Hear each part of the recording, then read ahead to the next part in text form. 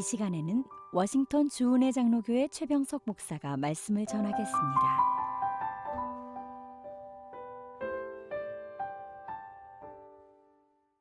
이 거룩한 주일에 하나님께서 우리에게 허락하신 말씀은 에베소서 6장 10절에서 17절 말씀입니다. 끝으로 너희가 주 안에서와 그 임의 능력으로 강건하여지고 마귀의 간계를 능히 대적하기 위하여 하나님의 전신 갑주를 입으라. 우리의 씨름은 혈과 육을 상대하는 것이 아니요 통치자들과 권세들과 이 어둠의 세상 주관자들과 하늘에 있는 악의 영들을 상대함이라.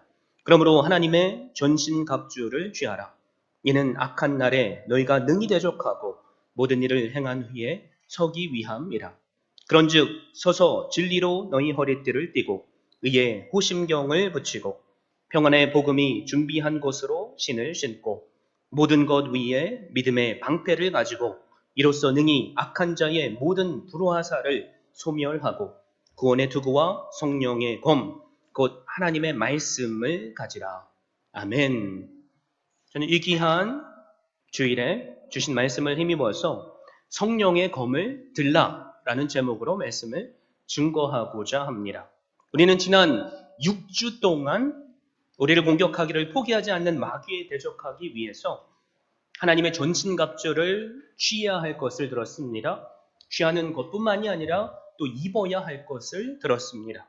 지난 6주간 살펴본 하나님의 전신갑주들이 그렇다면 무엇입니까? 우리의 기억력을 한번 테스트해 볼 수 있기를 바랍니다.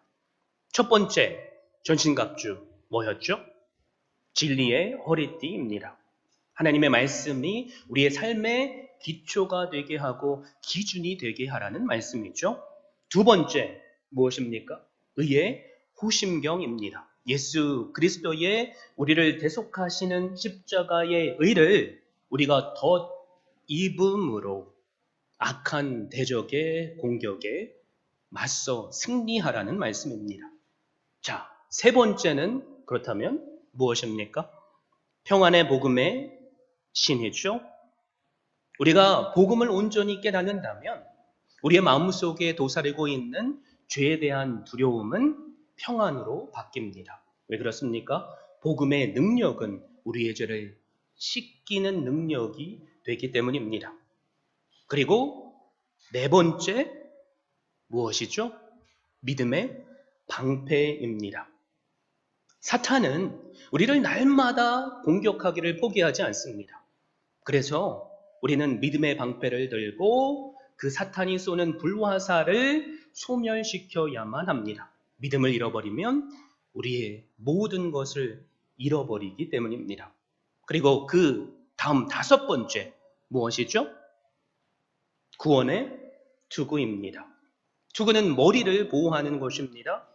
사탄은 우리의 생각을 통해서 내가 과연 구원받은 자인가 의심하게 만듭니다. 네 자신을 보라는 얘기죠. 네가 매번 넘어지는 너의 죄성 너도 알고 있지. 그런 너를 하나님께서 구원시켜 주시겠니? 라는 생각이 들 때면 우리는 가지고 있던 그나마 구원의 확신도 흔들리게 됩니다. 여러분, 구원 내 능력으로 이루어진 것이 아니죠. 우리에게 주어진 선물입니다. 그러기에 그 선물을 우리가 받았다면 우리의 생각을 초월하는 구원이 임합니다. 그 구원하시는 하나님의 열심을 우리는 투구로서 써야 한다는 말입니다. 자, 여러분께 퀴즈를 내겠습니다. 이 우리가 살펴본 진리의 허리띠, 의의 호심경, 평안의 복음의 신, 믿음의 방패, 그리고 구원의 투구. 공통점이 무엇입니까? 이것들이 가지는 공통점. 다 방어용 무기들입니다. 그래서 웨스트민스터 신학교의 조직 신학 교수죠. 싱클레어 퍼거슨 교수는 이렇게 말합니다. 하나님의 전신갑주를 잘 들여다보고 있으면 사단의 공격이 얼마나 거세며 지속적인 것인지를 알 수 있다. 사단은 일방적으로 성도를 두들겨 패고 있으며 성도는 전신갑주를 입고 견뎌내고 있는 것이다. 공감이 되는 말이죠. 만약에 우리에게 공격용 무기가 단 하나도 없다면 더욱 그렇습니다. 그런데 오늘 우리가 함께 살펴볼 하나님의 전신갑주 마지막 무기는 감사하게도 공격용 무기입니다. 영적 전쟁에서 방어도 중요하지만 결국 공격을 해야 승리할 수 있습니다. 가만히 있는 것은 승리가 아니죠. 적을 무찌르고 승리를 쟁취해야만 합니다. 그런데 하나님께서 우리에게 주신 유일한 공격용 무기가 무엇입니까? 그것은 성령의 검입니다. 주님은 우리에게 성령의 검을 들라고 말씀하십니다. 성령의 검은 단검을 의미합니다. 로마 군사들에겐 긴 창이 있었고 또 긴 칼이 있었고 또 여러 가지 종류의 칼들이 있었습니다. 그런데 오늘 우리에게 말씀하시는 이 성령의 검은 허리춤에 차는 단검을 의미합니다. 가까이 공격해 오는 적들과 싸워 이길 수 있도록 하는 무기라는 말입니다. 우리의 영적 전쟁도 마찬가지입니다. 사탄은 저 멀리서 우리를 공격하기도 하지만 우리에게 가까이 와서 이런저런 모양으로 우리를 공격합니다. 그래서 우리가 이 싸움에서 이기기 위해서는 우리가 자유자재로 사용할 수 있는 성령의 검이 필요합니다. 그런데 우리는 바로 이 시점에서 한 가지 의문을 가질 수 있습니다. 그것은 14절에 진리의 허리띠도 하나님의 말씀을 의미하기 때문입니다. 진리의 허리띠와 그렇다면 오늘 본문에서 말씀하는 성경의 검은 어떤 차이가 있습니까? 17절을 보니까 성령의 검이 하나님의 말씀이라고 선포하죠. 어떻게 보면 둘이 똑같은 것을 의미한다고 생각할 수 있습니다. 오늘 본문에 쓰인 말씀이라는 단어는 레마라는 단어입니다.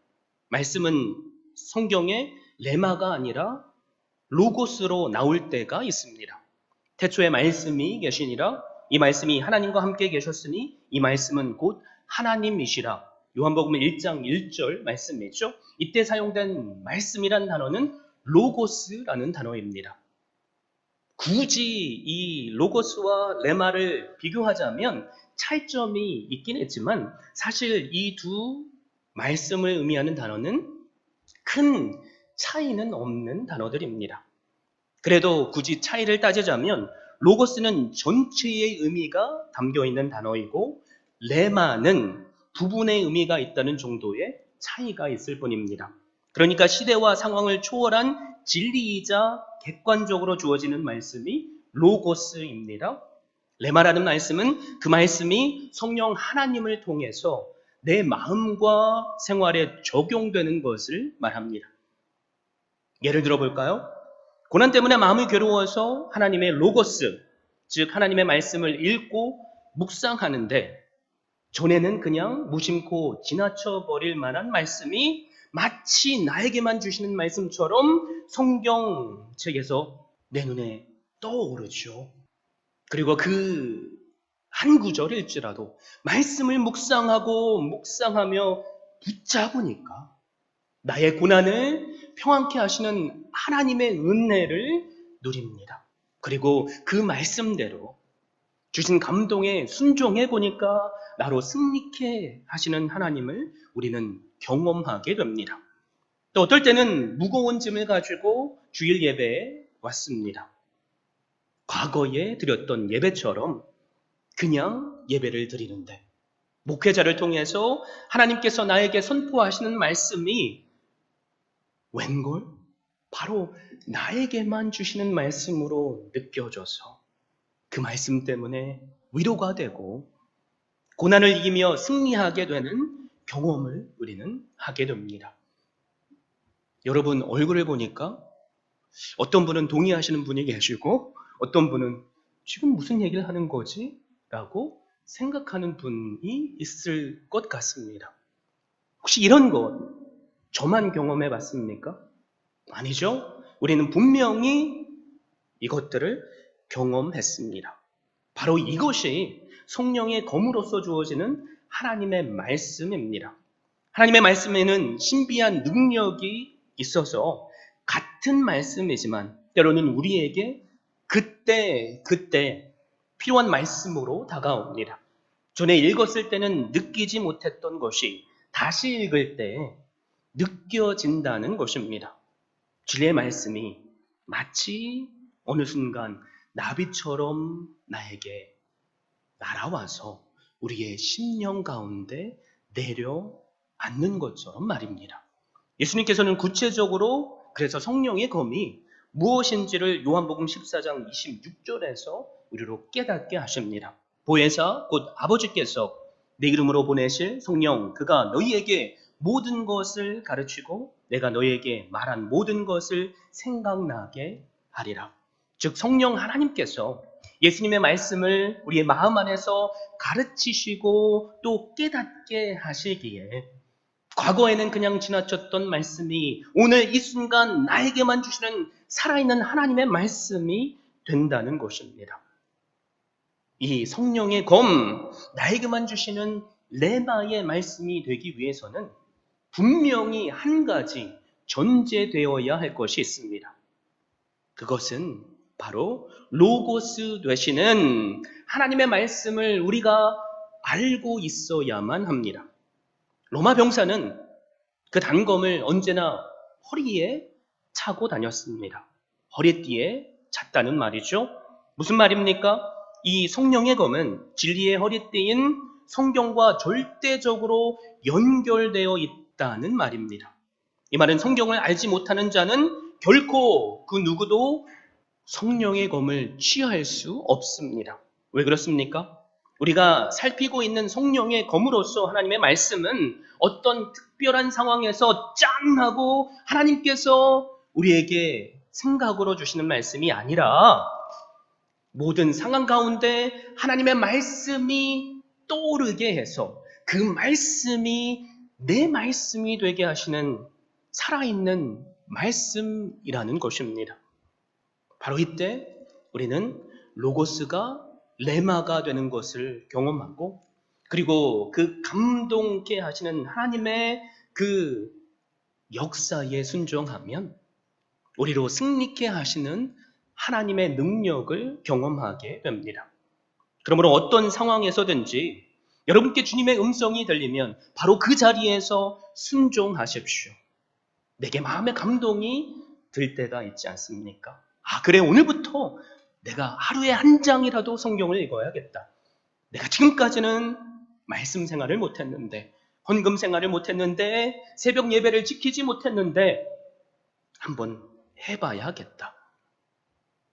그 감동을 삶으로 실천하면 어떤 놀라운 일이 벌어집니까? 우리로 승리케 하시며 예수 그리스도의 장성한 분량에까지 자라나게 하시는 은혜를 누립니다. 만약 그런데 그 감동의 마음을 우리의 생각으로 짓누르고 소멸시켜버리면 어떤 일이 일어나죠? 우리의 삶은 여전히 고난의 연속이며 또 실패할 수밖에 없습니다. 우리는 과거의 경험으로 분명히 이것을 경험했습니다. 저도 마찬가지입니다. 한 가지 예를 들겠습니다. 제가 과거에 사역하던 교회에서 제가 하지 않은 일로 교인들이 오해를 한 적이 있습니다. 죄기에 제가 불의한 목사라는 말도 안 되는 소문이 들려옵니다. 그 말을 들었을 때 사실이 아니니까 하나님께서는 진리를 아시기에 저는 그 자리에서 최선을 다했습니다. 그런데 제가 맡고 있는 교육부 아이들, 어머니들이 담임 목사님을 찾아와서 당신들은 자기의 아이들을 저 불의한 목사에게 맡길 수 없다라는 말을 화장실을 가는데 나도 모르게 듣게 되는 거죠. 가슴을 울리는 충격. 망치로 뒤통수를 맞는 충격. 그 충격적인 현장이었습니다. 너무나도 괴로웠습니다. 지금은 다 해결됐으니까 이렇게 선뜻 말을 하지만 그 순간에는 괴로웠습니다. 사역조차도 포기하고 싶었습니다. 아내랑 이야기하면서 우리 사역을 그만두자. 박사과정에 공부를 해서 교수 사역을 하자. 그런데도 마음이 편하지 않는 거죠. 눈물로 수일 동안 하나님께 기도했습니다. 그런데 기도하는 가운데 하나님께서 저와 제 아내에게 동일하게 주신 말씀이 있습니다.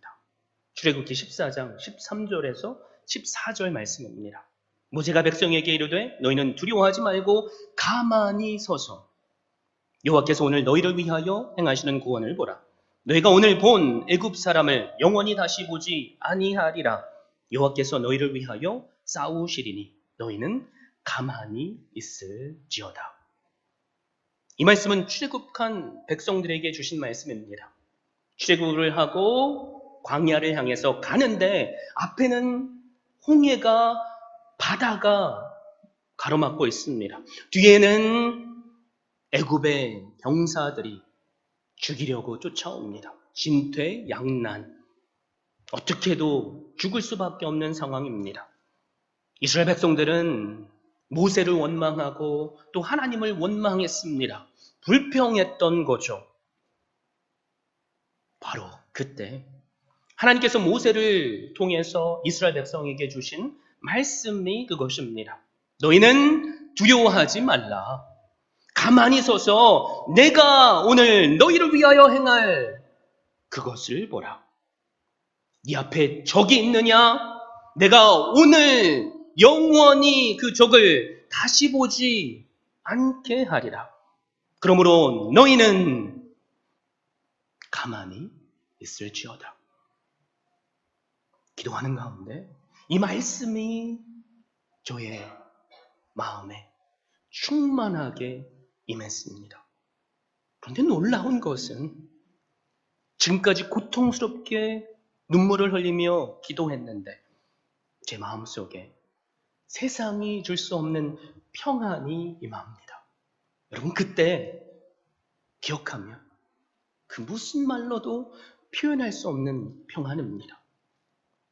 그리고 그 마음의 근심이 이제는 기쁨이 되었습니다.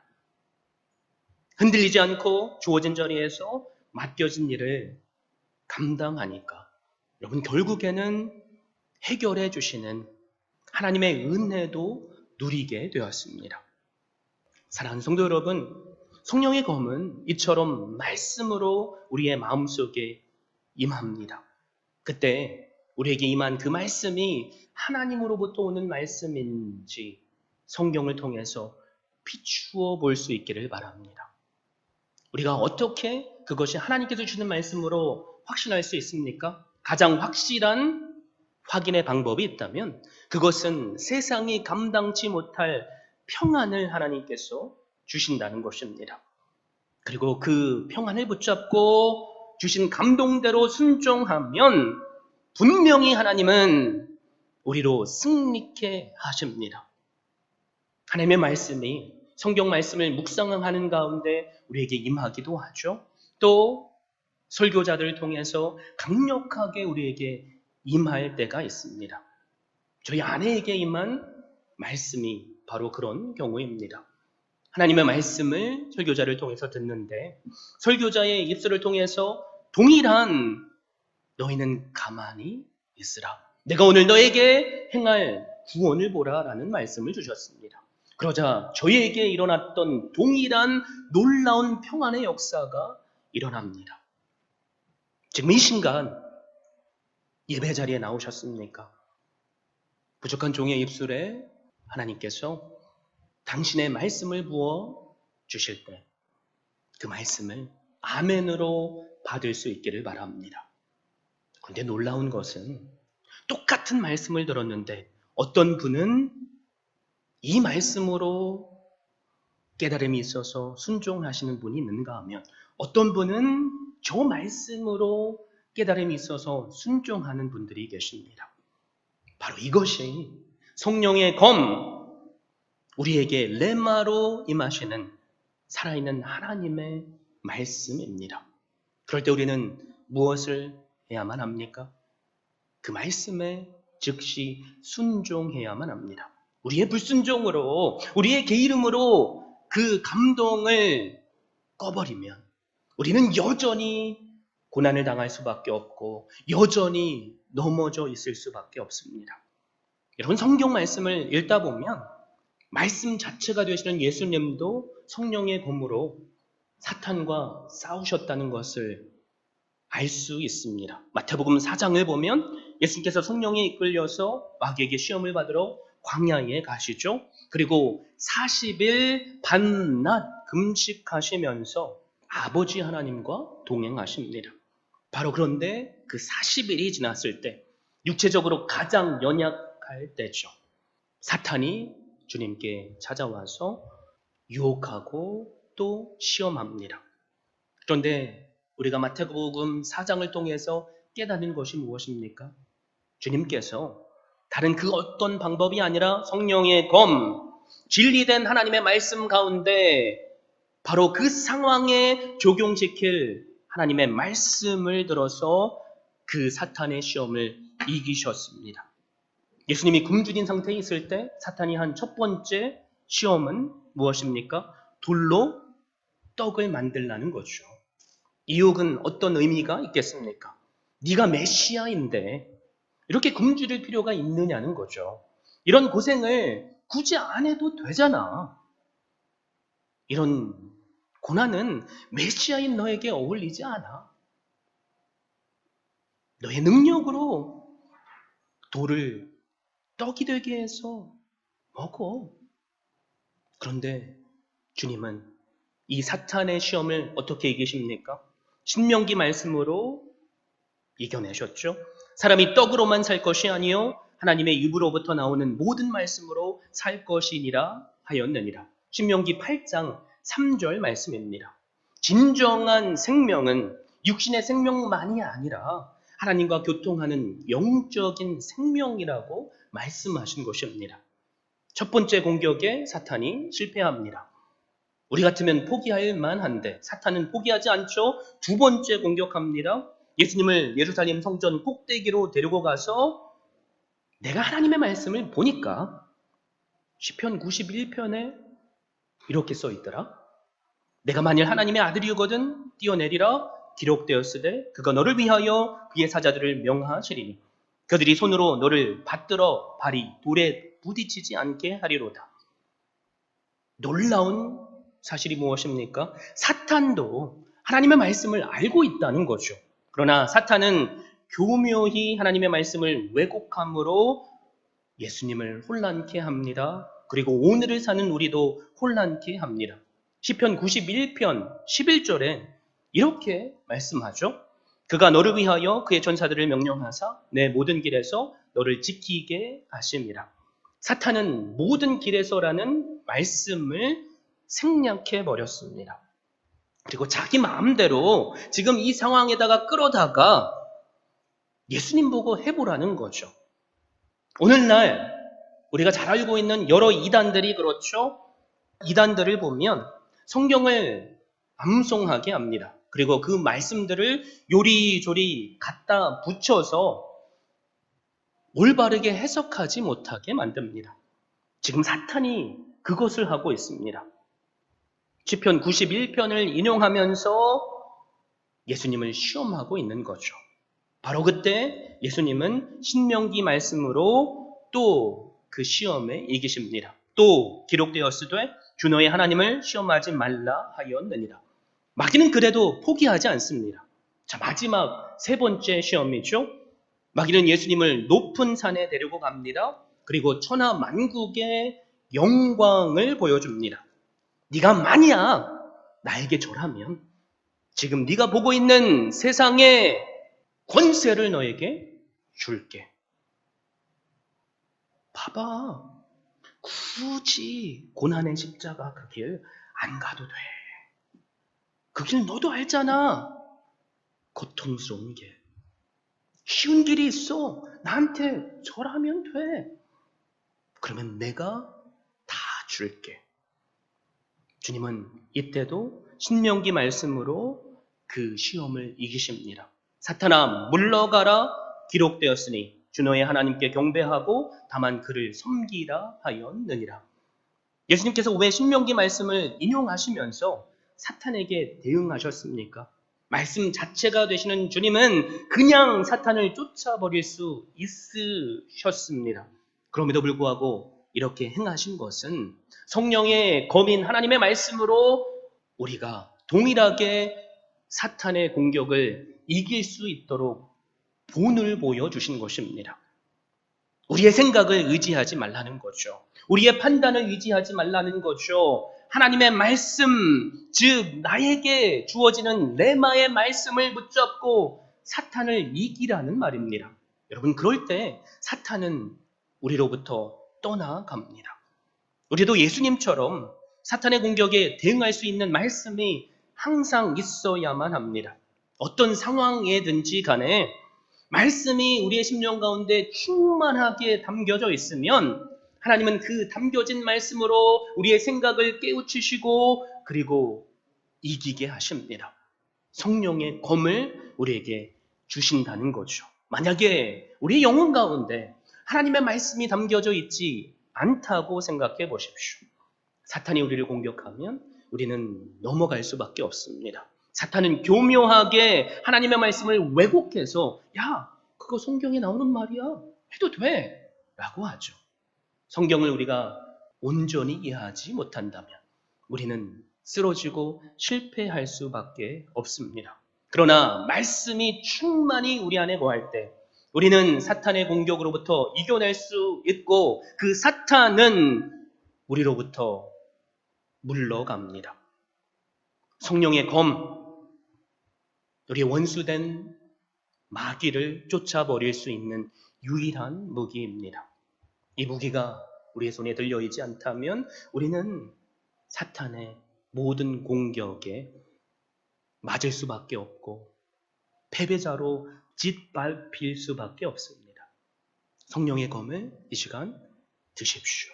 그리고 그 성령의 검으로 사탄의 공격에 대항하시고 승리할 수 있기를 바랍니다. 여러분, 그런데 우리가 하나님의 말씀을 아무리 많이 알고 있다고 할지라도 그냥 머리의 지식으로만 가지고 있으면 우리는 마귀에게 당할 수밖에 없습니다. 사도행전 19장에 보면 한 가지 대표적인 예가 나오죠. 11절에서 16절 말씀을 제가 읽어드립니다. 하나님이 바울의 손으로 놀라운 능력을 행하게 하시니 심지어 사람들이 바울의 몸에서 손수건이나 앞치마를 가져다가 병든 사람에게 얹으면 그 병이 떠나고 악귀도 나가더라. 이에 돌아다니며 마술하는 어떤 유대인들이 시험삼아 악귀 들린 자들에게 주 예수의 이름을 불러 말하되 내가 바울이 전파하는 예수를 의지하여 너에게 명하노라 하더라. 유대의 한 제사장 스게와의 7 아들도 이 일을 행하더니 악귀가 대답하여 이르되 내가 예수도 알고 바울도 알거니와 너희는 누구냐 하며 악귀 들린 사람이 그들에게 뛰어올라 눌러 이기니 그들이 상하여 벗은 몸으로 그 집에서 도망하는지라. 사랑하는 성도 여러분, 사도 바울과 한 제사장 스게와의 7 아들의 다른 점이 무엇입니까? 그것은 성령의 검을 그들이 들고 있느냐 그렇지 않느냐의 차이입니다. 그렇다면 우리가 어떻게 성령의 검을 가질 수 있습니까? 성경은 우리에게 분명히 선포하죠. 예수 그리스도를 믿으면 우리에게 성령의 검이 주어진다고 말입니다. 사도행전 2장 38절에 베드로는 그래서 이렇게 선포합니다. 베드로가 이르되 너희가 회개하여 각각 예수 그리스도의 이름으로 세례를 받고 죄 사함을 받으라. 그리하면 성령의 선물을 받으리니. 우리의 죄를 회개하는 우리의 모습. 그리고 내 능력으로 나는 구원 받을 수 없음을 알고 예수 그리스도를 나의 구주로 인정하는 이 믿음의 반응. 우리가 이 반응을 할 때 성령 하나님께서 우리의 심령 가운데 충만함으로 임재하십니다. 그리고 우리에게 행할 모든 것을 가르치시고 말할 모든 것을 생각나게 하십니다.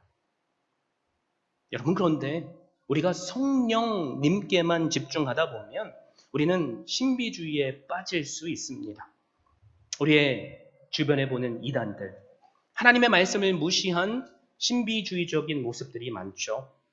예배드리는 가운데 한 교주가 하나님께서 지금 여러분에게 말씀하십니다. 누구 일어나십시오. 누구 일어나십시오. 지금 하나님께서 말씀하시니까 당장 얼마를 주님께 바치십시오. 안 그러면 하나님의 심판이 임할 것입니다. 여러분, 이거 성령의 검 아닙니다. 내 생각일 뿐입니다. 왜 그렇죠? 우리의 들고 있는 성령의 검은 항상 진리의 허리띠 안에 묶여져 있어야만 합니다. 그렇지 않다면 우리는 신비주의에 빠질 수밖에 없고 결국에는 또 다른 도를 섬기며 이단이 될 수밖에 없습니다. 그러므로 우리에게 필요한 것은 말씀과 성령 하나님의 은혜의 균형입니다. 그 균형 잡힌 신앙의 모습, 어떻게 하면 우리가 붙잡을 수 있겠습니까? 저는 이것을 사실 여러분에게 말씀드리고 있지만 제 자신에게도 선포하는 말입니다. 2016년 한 한국신학대학원 교수이자 목사의 이야기를 해드리겠습니다. 목사가 자기 아내와 함께 딸을 때려 죽인 거죠. 가출했다 돌아온 딸을 후처와 합세해서 5시간 동안 때려 죽였습니다. 그런데 그 시신을 2층 방에 숨겨놓고 살아나게 해달라고 하나님께 기도했던 거죠. 11개월 동안 그렇게 하다가 그만 발각이 되고 교계를 발칵 뒤집는 사건이 되어버립니다. 아니, 대한민국 사회를 뒤집어버릴 만한 충격적인 사건이 된 거죠. 이 목사, 마태복음 10장 7절, 8절 말씀을 붙잡았을 수도 있을 것 같습니다. 마태복음 10장 7절, 8절 뭐라고 말씀하죠? 가면서 전파하여 말하되 천국이 가까워 왔다 하고 병든 자를 고치며 죽은 자를 살리며 나병한 자를 깨끗하게 하며 귀신을 쫓아내되 너희가 거저받았으니 거저주라. 성경 말씀에 분명히 자기가 지금 이렇게 하면 되겠거니라는 근거의 말씀이 있기 때문이죠. 여러분, 이 말씀은 로고스의 말씀입니다. 보편적으로 주어진 진리의 말씀입니다. 그것이 나에게 주시는 말씀이 되지 않으면 우리는 아무리 그 말씀을 붙잡고 기도한다고 할지라도 그 말씀은 이루어지지 않습니다. 이 목사가 지금 잘못하고 있는 것이 무엇입니까? 자기가 죄를 짓고 딸을 죽였는데 자기 생각으로 말씀이 여기에 써 있으니까 기도하면, 의지하고 기도하면 딸이 살아날 거라고 생각했던 거죠. 그 안에 하나님이 없습니다. 내가 하나님인 거죠. 우리의 신앙생활에도 균형이 필요합니다. 내 자신을 한번 돌아보십시오. 우리도 사실 어떤 면에서 한쪽으로 치우친 경우가 많습니다. 그래서 교회들은 여러 교파들로 나누죠. 장로교회, 특별히 우리가 섬기고 있는 우리 교회가 속한 교단은 말씀 중심의 교단입니다.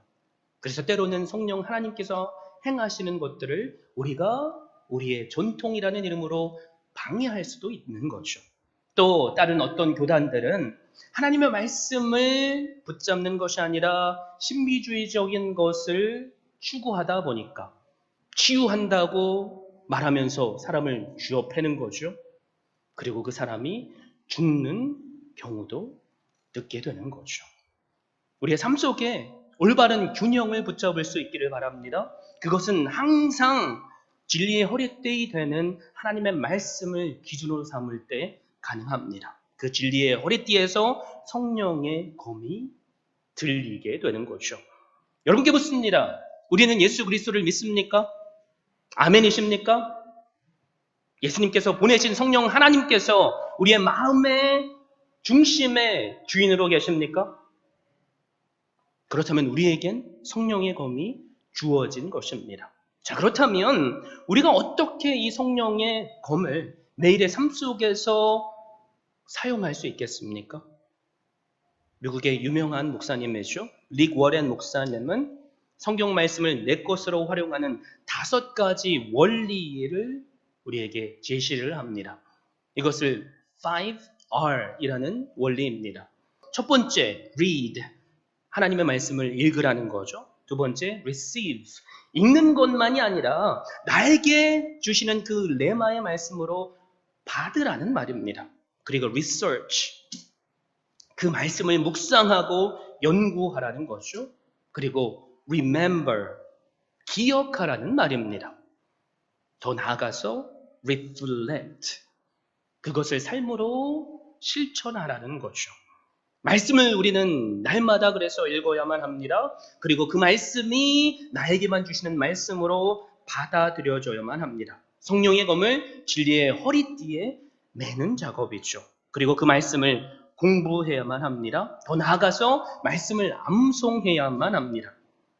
내가 귀로 들은 것은 하루가 지나면 5%밖에 기억하지 못합니다. 내가 읽은 것은 15%밖에 기억하지 못한답니다. 내가 공부한 것은 35% 정도밖에 기억하지 못한답니다. 하루가 지났는데도 말이죠. 그런데 암송한 것은 100%를 기억한답니다. 그리고 그 암송한 것을 그래서 우리의 삶에 적용하면 그것이 우리의 삶에 놀라운 열매로 맺힙니다. 말씀을 날마다 묵상하고 삶으로 적용하십시오. 그래서 우리의 손에 들려진 그 성령의 검이 나의 삶의 고난과 시험 가운데 진짜인가 삶으로 경험할 수 있기를 바랍니다. 여러분, 칼이 날카롭지 않은 것이 아니라 사용하지 않는 것이 문제입니다. 우리에게 주어진 칼, 날카로운 하나님의 검입니다. 그런데 우리가 그 검을 사용하지 않는다면 그 칼에 문제가 있는 것이 아니라 나에게 문제가 있다는 말입니다. 우리의 마음이 어떤 이유로 황폐해져 있다면 사슴이 시냇물을 찾음과 같은 하나님의 말씀을 향한 사모함의 마음을 달라고 고백하십시오. 그리고 이 시간 성령의 검을 들겠습니다 라고 결단하십시오. 그리고 주신 감동의 마음이 식지 않도록 신속하게 순종하십시오. 우리 성도들의 문제는 원수 마귀가 아닙니다. 원수 마귀는 언제나 우리를 공격하기 때문입니다. 문제는 우리에게 있습니다. 우리에게 성령의 검이 하나님의 전진갑주가 주어졌음에도 불구하고 우리의 죄성과 게으름으로 그것을 사용하지 않기 때문입니다. 칼이 없는 것이 아니라 우리의 죄가 문제입니다. 칼이 날카롭지 않은 것이 아니라 우리의 게으름이 문제입니다. 그 칼을 이 시간 사용하십시오.